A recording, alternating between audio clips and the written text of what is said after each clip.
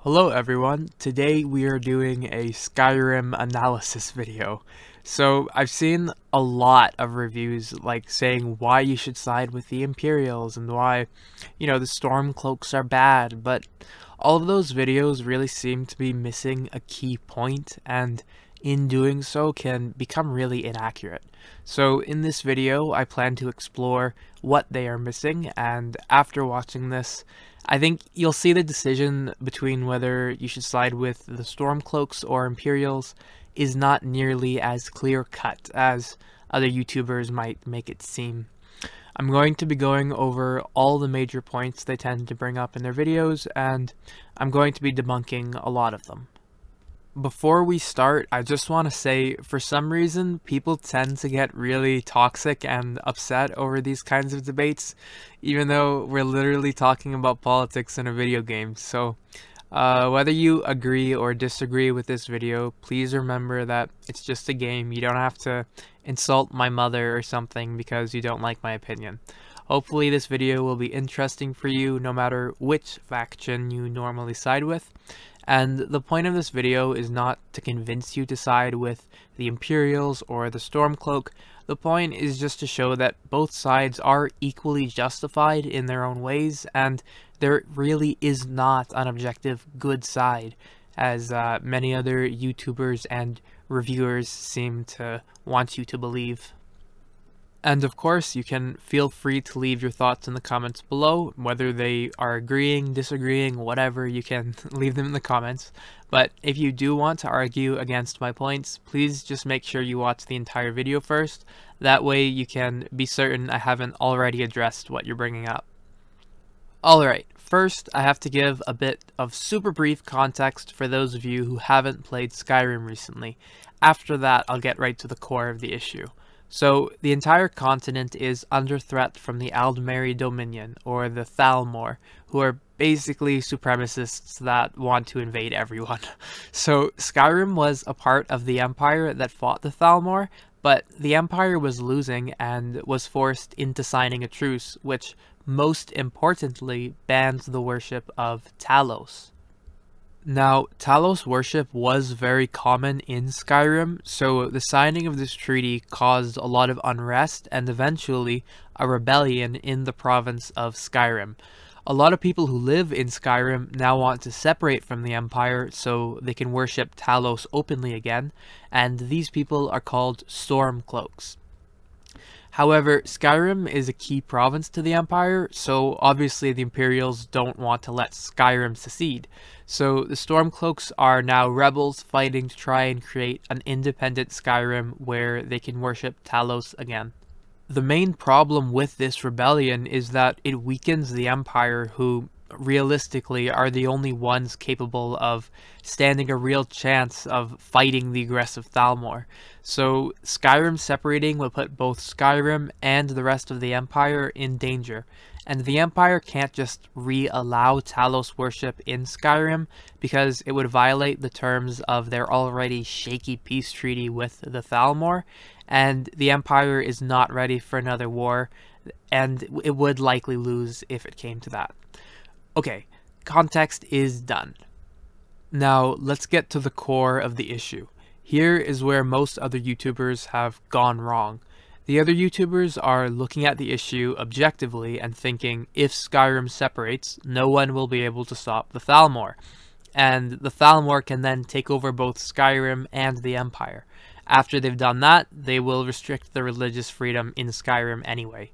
Whereas if the Stormcloaks don't rebel and stick with the Empire, then the Empire has a better chance of beating back the Thalmor and can reinstate Talos worship after they've won the war. So a lot of reviewers unjustly call the Stormcloaks illogical or stupid and insult them because of this. But here's the problem with that line of thinking. In a fight for religious freedoms, objectivity goes out the window. Many of the Stormcloaks believe that if they lie about their beliefs until the war is over, or pretend not to believe in Talos, they will be angering him.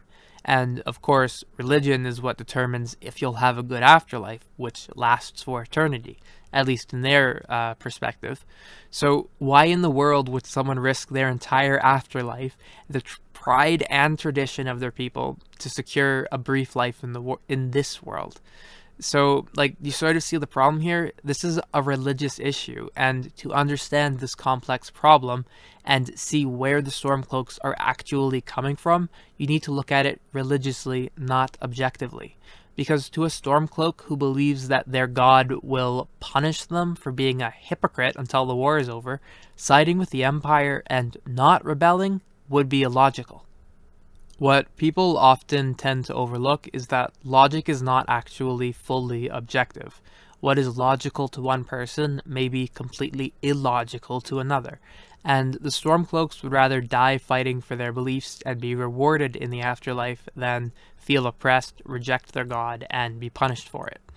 In other words, the Stormcloaks would rather fight and lose what they see as a righteous war than win while feeling like they've sacrificed their values.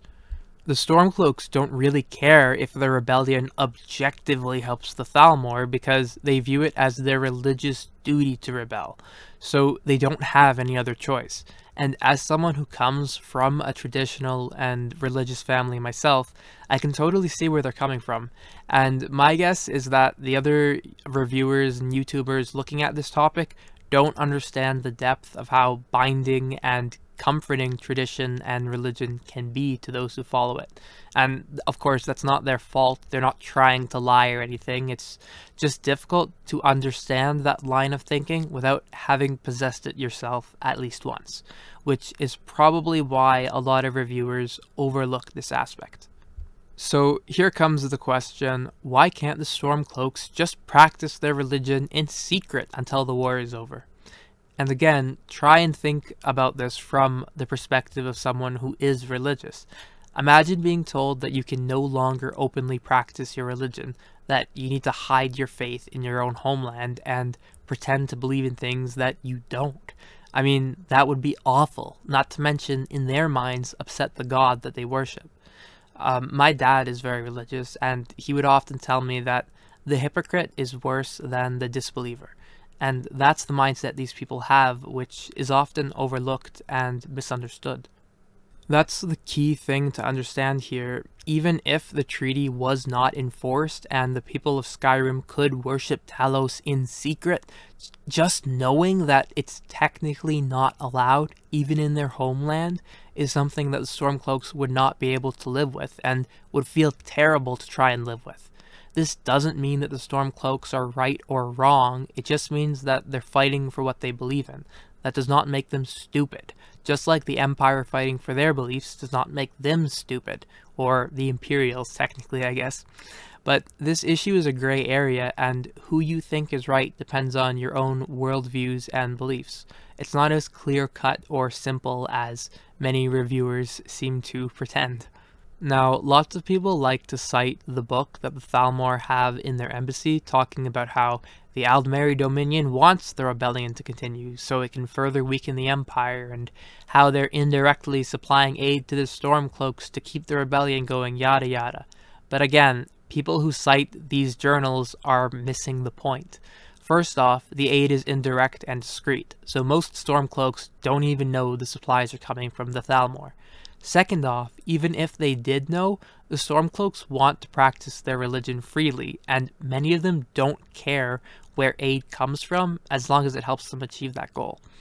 It's true that they do hate the Aldmeri Dominion, but right now, the immediate threat to their existence they have to deal with is the Empire, not the Dominion.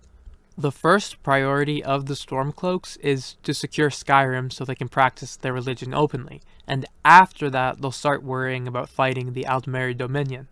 And again, what's worse, to lose a rebellion and fail your god due to a lack of supplies, or to accept aid from an enemy? If anything, your enemy giving you aid and supplies only weakens them, so there is no practical reason to refuse it, and it's not like it's against their religion to accept it either. The Stormcloaks view it as their religious obligation to fight and do their best to win this rebellion, so they're going to do whatever it takes to achieve and advance that goal. And it's important to note that these people really do believe in the power of Talos, which means that they think if they can win the war for Skyrim and re-establish Talos worship, that Talos will help them defeat the Aldmeri Dominion, which means, at least from their perspective, they don't have much to worry about on that front. You can say whatever you want about Ulfric Stormcloak and his motivations, but the average Stormcloak soldier is fighting for religious freedom. They don't care if they die fighting, so long as they give it their all and please their god. And that does not make them idiots, and it doesn't make them inherently wrong. Now, onto the topic of Windhelm. Clearly, there are some extremists and crazy Stormcloaks, like Rolf Stonefist, whose actions are inexcusable. Quite frankly, Windhelm is a really bad and immoral city. Lots of discrimination and persecution happens within Windhelm, which is terrible. And frankly, Ulfric Stormcloak should not be allowing that kind of discrimination to exist within his capital city.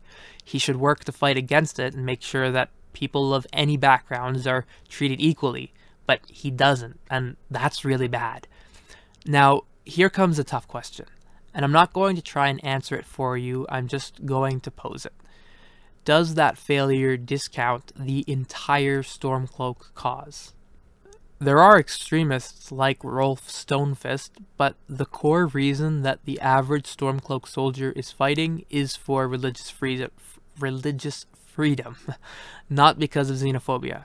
However, xenophobia does still exist within the Stormcloak faction, which isn't acceptable and is a massive flaw that they have. So, should the Stormcloaks have their religious freedoms suppressed because many Stormcloaks discriminate against others? It's an interesting question, and at the end of the day, that decision is yours to make, not mine. The point of this video is to show you that both sides do have significant motivation and valid motivations, and both sides do have significant flaws. The Empire is oppressing others based on their religious beliefs, and the Stormcloaks are oppressing others based on their race and place of origin. They're both bad. So, what is the best solution? I've tried to be pretty unbiased throughout this video, but here comes a little bit of opinion. In my opinion, the situation in Windhelm is unacceptable, and the Stormcloaks should not be allowing any kind of persecution or racism to happen openly within their city. It's inexcusable and it's not okay. The Empire is also acting oppressively and suppressing the religious freedoms of its people, which is also inexcusable and not okay. The Aldmeri Dominion is clearly going to try and invade everyone again, so I think the best solution would be for the Empire and Stormcloaks to just sign an agreement saying that if the Stormcloaks join the Empire again, the ban on Talos worship will be lifted. Of course, that would start a war with the Aldmeri Dominion that the Empire isn't ready for. However, theoretically speaking, the Empire only exists to protect the needs and rights of the people within it. So if the Empire is suppressing the beliefs and religious freedoms of its people, it's frankly not fit to lead them. The Stormcloaks would have no problem accepting this agreement because their main motivation for starting the rebellion would be met, and the Empire gets the full support of Skyrim again. Doing this, of course, would start a united front against the Aldmeri Dominion, and the Empire still may be at a disadvantage, but with Skyrim, they do have an actual chance to win, or at least fight the Dominion to a standstill. And they also have a much better cause to fight than the Aldmeri Dominion, who just wants to invade everyone because they think they're better than everybody else. But if you're trying to make a choice within the actual Skyrim game, then who should you side with? The Empire or the Stormcloaks? That's up to you, and this video was not made to tell you who to side with. It ultimately comes down to your beliefs and worldviews. Maybe you'll side with no one, it's all up to you. The point of this video is just to show that this topic is not nearly as one-sided as a lot of people seem to make it. It's a very complex issue and needs to be treated as such. There is no objective, correct side to choose in this case. And with that, I covered all the important stuff I wanted to. I was trying to keep the video as short as I can, so Thank you all for watching, and whether you agree or disagree, I hope you found this video interesting.